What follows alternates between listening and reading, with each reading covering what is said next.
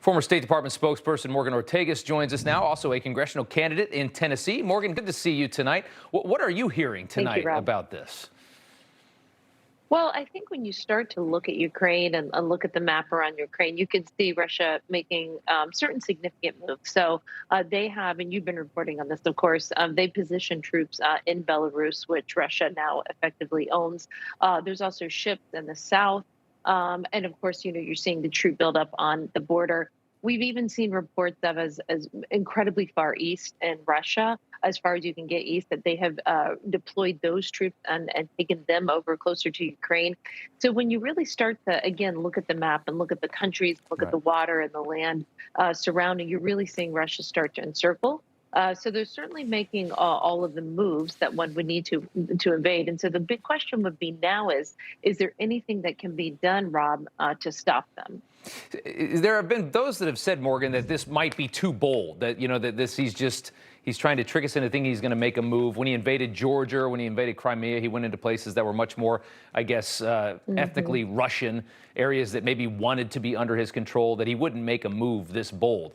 I mean, you're saying, obviously, he's doing all the things you would do if you're going to invade. Right. But I still think there are people that say, yeah, you would do all that stuff and then maybe try and negotiate once you have all your positions in place and then say, I'm not going to do it.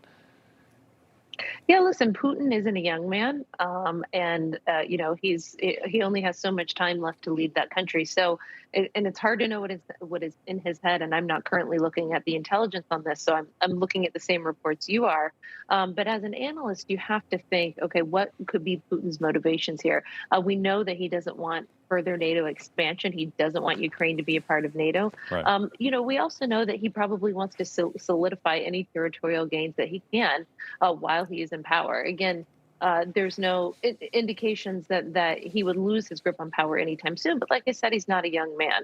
So if he's looking and saying, how can I consolidate and make Russia the most powerful and keep Ukraine off of, and keep NATO away from my back door? I think that's what he's most obsessed with at the moment. I understand that. Can he afford this? I mean, with the sanctions and the loss of the pipeline, I mean, I think that could tell us a lot right there. If he could afford that, then maybe we could say, yeah, he's definitely going to go in. But it doesn't seem like they're doing very well financially in that country. And if they get hammered the way they're going to be if they move in, to me, that just tells you that there's just no real reason why they would. I think that is an excellent point, Rob. I think what he may be betting on is that the sanctions aren't fully enforced, especially by Germany. Listen, I know that the new German chancellor came to the United States last week. I wasn't necessarily encouraged by what he was saying. Biden was much tougher in the rhetoric than the Germans were. The Germans and the French obviously have been meeting with him. And I don't see the type of resolve from the Germans and the French that you see from the United Kingdom, for example.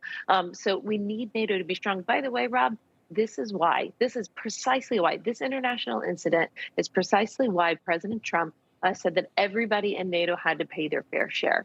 Everybody in NATO had to be a part of the burden sharing and to be in the fight together. This is an international exhibit A of why Trump said that. Yet again, we see it. We see why he was special in so many ways, why he was so different. Right.